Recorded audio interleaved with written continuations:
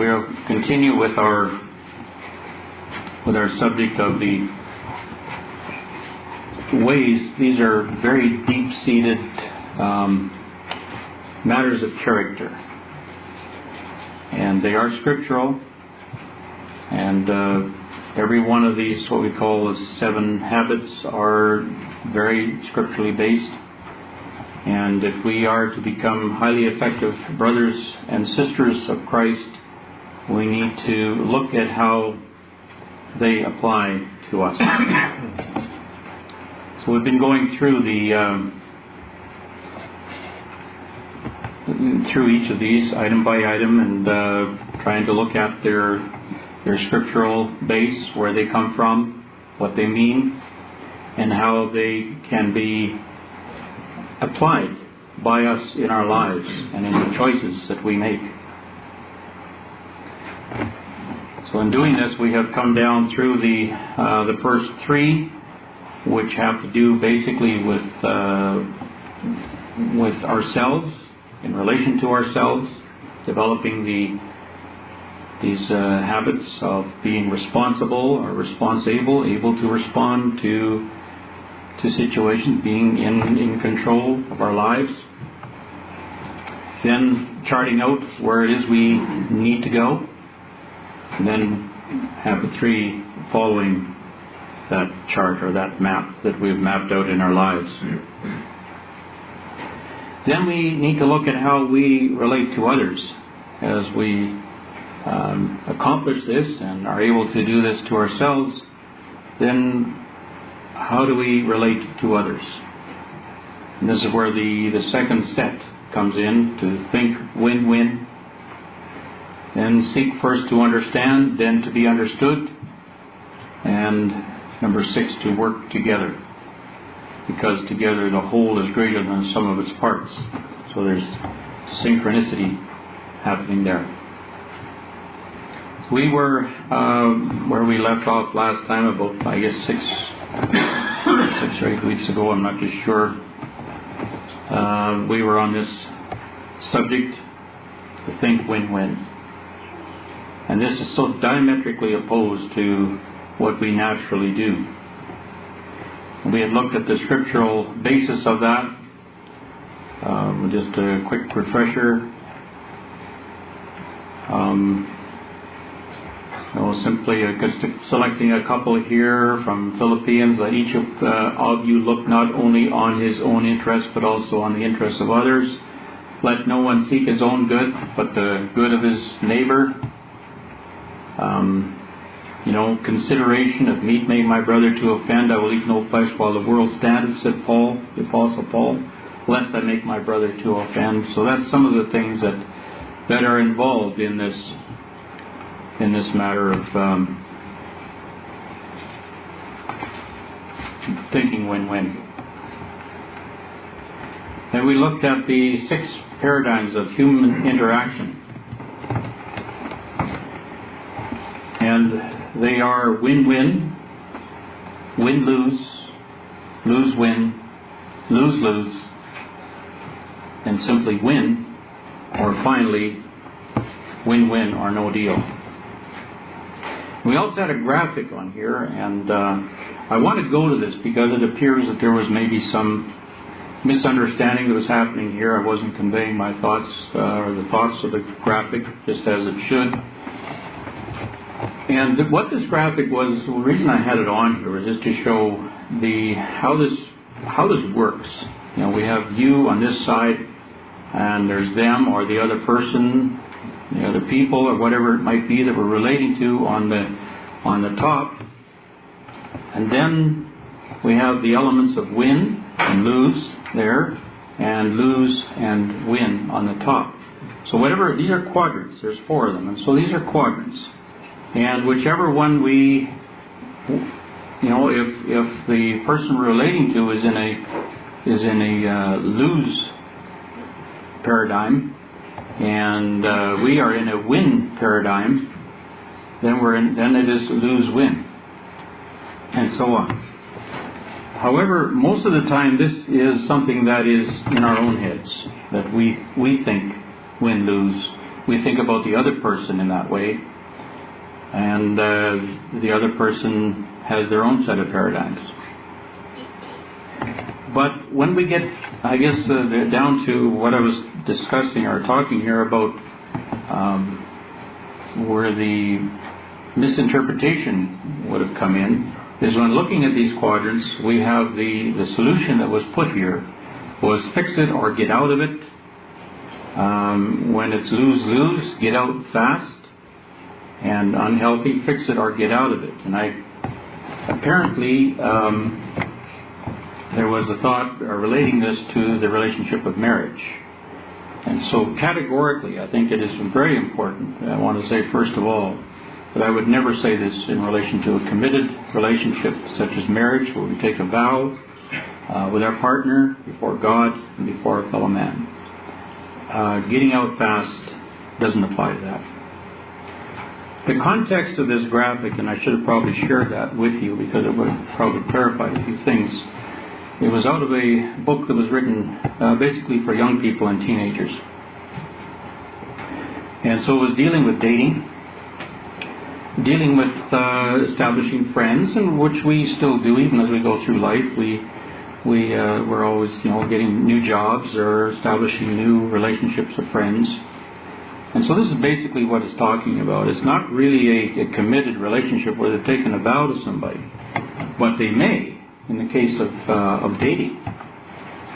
And so when you come into a situation where you're seeing your friend or your date and are looking at this relationship in this way, maybe it's not the thing that you want to pursue to the point where you take a vow about it. Once we've taken a vow and established a relationship, there are still other things. There's still things we can do about it. Getting out of it is not one of them. We can get out of that paradigm. We have control over our paradigms.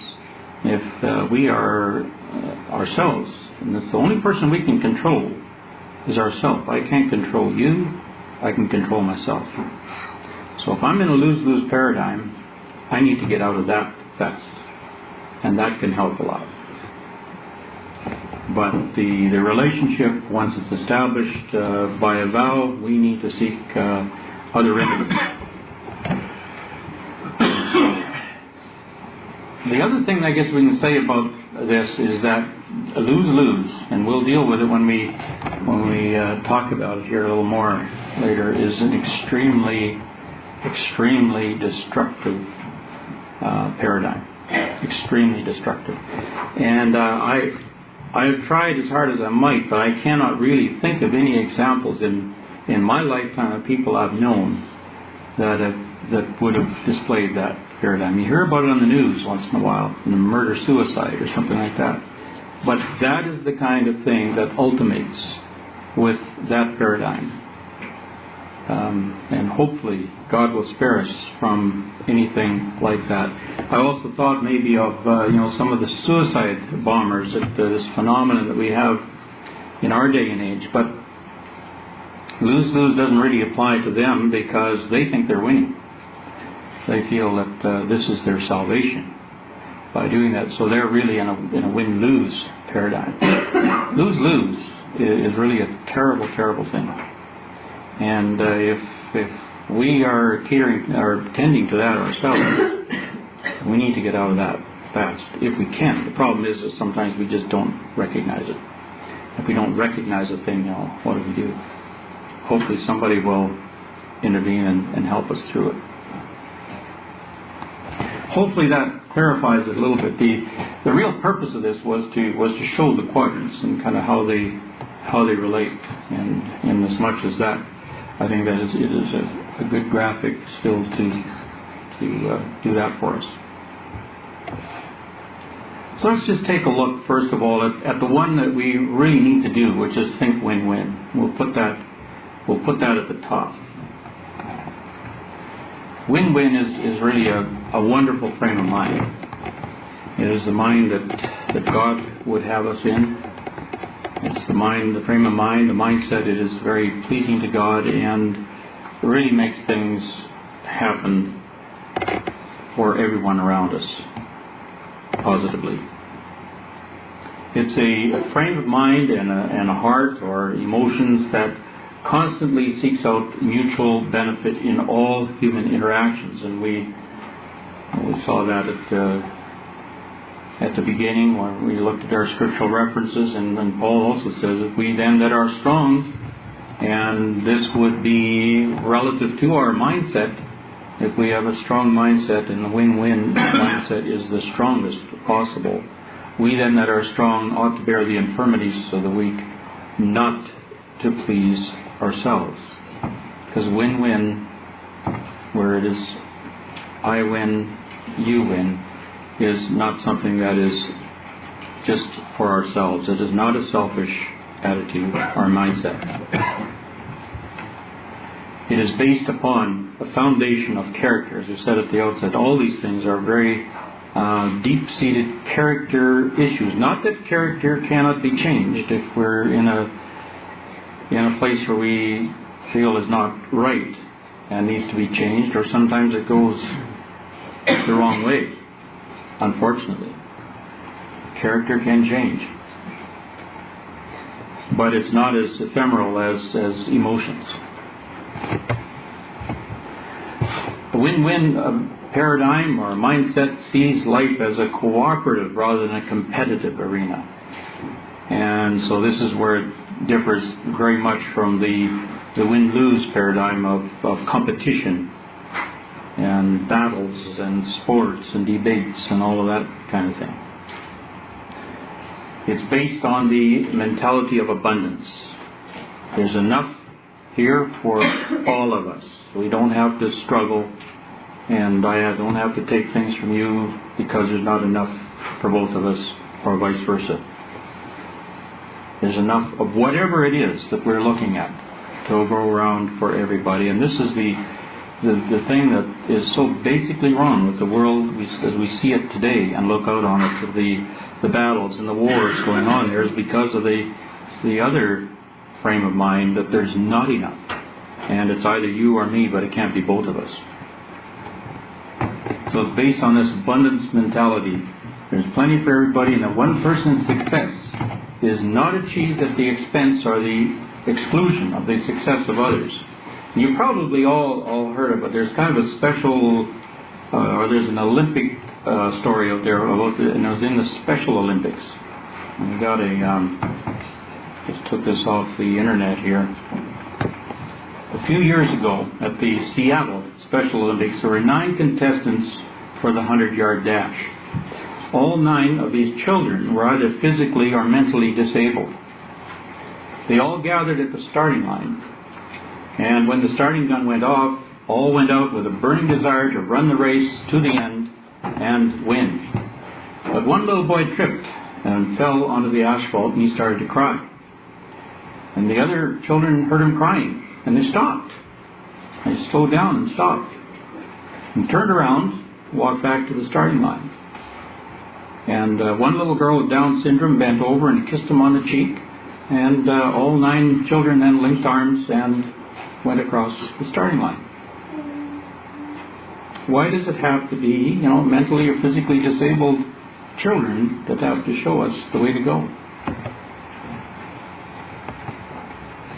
Why cannot we see this so easily and clearly, all of us? Win-win represents a belief in the third alternative. The third alternative is that it's not your way or my way, but a higher and better way. Something more lofty. We call it the right way. We have a passage here from Luke. I think this is a biblical lesson in win-win. And we'll recognize this as an excerpt from the story of the prodigal son, and where the prodigal son had left and taken his inheritance, and it went off and spent it all, and then returned, and his father made a great feast for him. But his brother saw it. Brother who had stayed behind and had been faithful and worked, and he was angry and would not go in. Therefore his father came out and entreated him. And he answering said to his father, Lo, These many years do I serve thee, neither transgressed I at any time thy commandment. Yet you never gave me a kid, never made me a great feast that I might make merry with my friends. But as soon as this thy son was come, which hath devoured your living with harlots, you made a great feast for him. You killed for him the fatted calf. What is this? His father said, Son, you're ever with me, and all that I have is yours. It was meet, or it was good, that we should make merry and be glad. For this thy brother was dead and is alive again, and was lost and is found. So this is an example, I guess, of the kind of mentality that we shouldn't have, as in the case of the brother, but which should be followed by the advice of the father, which is truly a win-win mentality. And the brother, if he had been of that same mindset, would have had that same idea. There's enough here to go around for everybody. It doesn't have to be either him or me. I need to be glad and rejoice. We have other biblical examples. There's Abraham and Lot. They both had great herds and flocks, cattle, to the point where they began to feel that there wasn't enough room in the land for the two of them. Land was not able to bear them, that they might dwell together. Their substance was so great. So there's a strife between the herdsmen of Abram's cattle and the herdsmen of Lot's cattle. And so they had to make a decision. And so Abraham said to Lot, let's not strive over this. I pray thee, between me and you, and between my herdmen and your herdmen, we are brethren. Is not the whole land before you? You know, again, this abundance mentality, is enough here for all of us. We don't have to fight over this. Separate yourself, I pray thee, from me. If thou wilt take the left hand, then I'll go to the right. Or vice versa. And what a great attitude. I'm not going to select the best and give you what's left over. You make the choice. So Lot did. And he went down to the plain, and Abraham continued to dwell in the land of Canaan. Problem solved through the abundance mentality, win-win.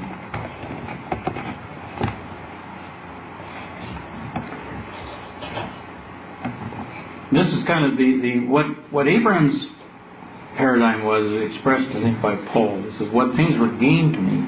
Those I counted loss for Christ. You have to remember where Abraham had come from and why he had come from it. It says, yea, doubtless, and I count all things but loss for the excellency of the knowledge of Christ Jesus my Lord, for whom I have suffered the loss of all things, and do count them but dung, that I may win Christ. Now, from a natural point of view, we might think that Paul here is in a lose-win attitude, that he's just willing to give everything up. And he was. But he was in a win frame of mind in doing that, because he knew there was a greater blessing to come by doing that. And that it would be a win-win for all, because there would be those who would benefit from what Paul had given up, as many of the early disciples sold everything they had and gave it to the poor. So it was win-win for everybody. There's enough to go around.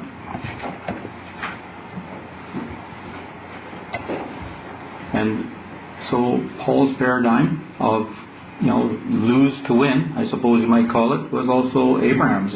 I think there was quite a bit behind his decision and choice that he made, and the way he dealt with Lot.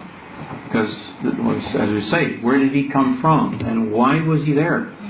The letter to the Hebrews expresses it. It says, by faith, Abraham, when he was called to go out into a place which he should after receive for an inheritance, obeyed, and he went out not knowing whither he went. By faith, or by absolute belief in the promise of God, he sojourned in a land of promise, as in a strange country, dwelling in tabernacles or in tents with Isaac and Jacob. He never really inherited what he had. He was always a stranger and a sojourner on it. But he counted that as winning. Because he looked for a city which has foundations, whose builder and maker is God. So yes, he was in a win-win frame of mind. And a couple of other examples we can draw from the examples of, finger slipped. Jonathan. Is this a win-win mindset? This is when David was having all his trouble with Saul. Saul had thrown a spear at him. It came to pass in the morning, they had made this pact, David and Jonathan, that Jonathan would ask his father Saul if it was okay if David would come and partake of their feast. And Saul threw his javelin at Jonathan. And the pact was that Jonathan would do this just to test out for Saul and see whether it would be safe for David to venture back into Saul's presence. And the fact was that if it wasn't that way, he would shoot an arrow beyond David. And he did that. That's what this passage is about. Jonathan went out into the field at a time appointed with David, and a little lad with him. And he said unto his lad, Run, find out find out now the arrows which I shoot. And as the lad ran, he shot an arrow beyond him, beyond David. And when the lad was come to the place of the arrow which Jonathan had shot, Jonathan cried after the lad and said, Is not the arrow beyond you? The words were intended for David. The lad didn't know about it, but Jonathan and David knew the matter, and David took the message from it. Jonathan was in line to be the succeeding king after Saul. And David was anointed to be in that position. So certainly this is a wonderful frame of mind for Jonathan to be in. Because again, following that same paradigm of Paul and of Abraham, they looked for better things. And they knew that they could give up what they had and still there would be a win-win for all. They were winning in terms of God's promise and God's expectations, and it was also going to be beneficial to them personally. There's no hint of jealousy there, or of there's not enough room here for you and me. David also, in relation to Saul. Saul was sleeping in a cave. David went in and cut off a skirt of his robe privily. He could have slew him, but he didn't. Same reason, same paradigm, same mindset. The Lord forbid that I should do this thing unto my master, the Lord's anointed, to stretch forth mine hand against him, seeing he is the anointed of the Lord. It wasn't so much to spare Saul, it was because Saul was the anointed of the Lord. So it was he considered it a matter between him and his Creator.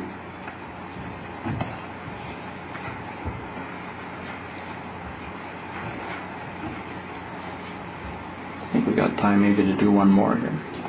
Let's look at this win-lose, because this is a foundation script, a foundation mindset of probably 90% of the world's population. Win-lose. I win, you lose. It's based on the scarcity mentality that there's not enough for both of us.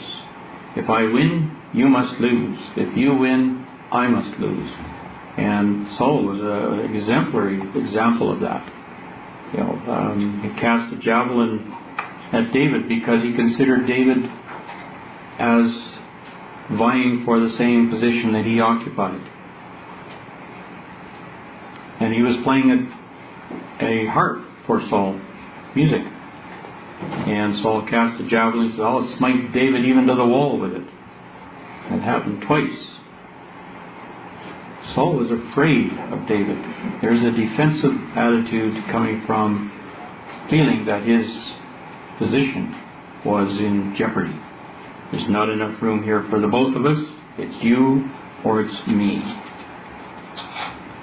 As long as he told his son Jonathan, he says, as long as this son of Jesse, this David, lives upon the ground, you will not be established nor your kingdom.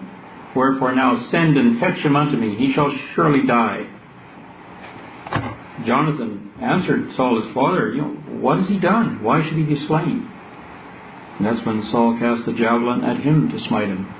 And then, as you saw in the previous occasion, he went to warn David about it. Win-lose. The win-lose paradigm is the authoritarian approach. I will get my way, you don't get yours. People scripted in this paradigm are prone to use their position, their power, their credentials, their possessions, or their personality, whatever it takes to get their way.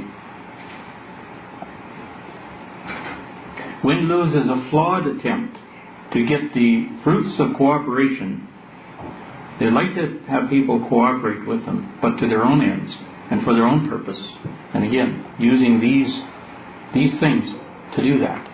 So it's a flawed attempt to get the benefits of cooperation from a mindset of competition, much like telling one flower to grow and watering another. It doesn't work. The one is not going to get to the other. As we said, the win-lose is the basic script. It's interaction 101. The majority of people, because it is taught from childhood up in many, many households. Because it's just what comes natural to the human mind. It's in families, and to avoid this, Paul gives the advice he does in Colossians 3:18-21. His wives, submit to your husbands as is fitting in the Lord, but that's not one-sided. Husbands, love your wives, and do not be harsh with them. It's a two-way street. It's a win-win. Children, obey your parents in everything, for this pleases the Lord. However, fathers, do not embitter your children, or they will become discouraged. So it's not just using your power, your position, and whatever it is, just to get your way, because you're bigger. It's using this paradigm of win-win, true cooperation, and showing the way by example. And with our peers, same thing. Paul speaks of that. He gives us advice. For brethren, you have been called into liberty, only use not liberty for an occasion to the flesh, but by love serve one another. If ye bite and devour one another, take heed that you be not consumed one of another. Let us not be desirous of vainglory, which is the basic motivation of win-lose, provoking one another, envying one another, like Saul did of David. And we see it in sports, as we mentioned earlier. It's the basic paradigm of sports, or any kind of competition. It's what we're scripted in. When we participate or watch, whatever it is the basic script. It's in academics, the country's legal system, and it is there also spiritually. There's so much religious competition, intolerance, and debates. And that should never be the motivation for putting our ideas and our beliefs out there, not just to get the best of another person or another religion, but to put out God's Word truthfully, factually, and with integrity. Win-lose does have a place in certain competitive and low-trust situations. It is basically where there isn't enough trust. And that is, again, the world over. Trust is in such scarcity. So I think our time is over. We'll stop at that point as we contemplate one who truly had the win-win paradigm. First for himself and then for us.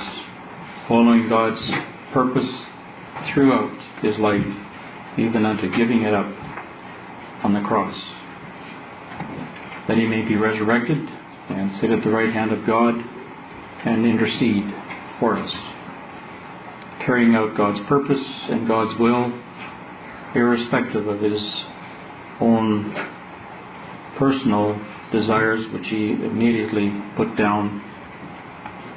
He was tempted in all things like as we are, but did not allow those temptations to bear fruit, but chose the win-win paradigm mindset.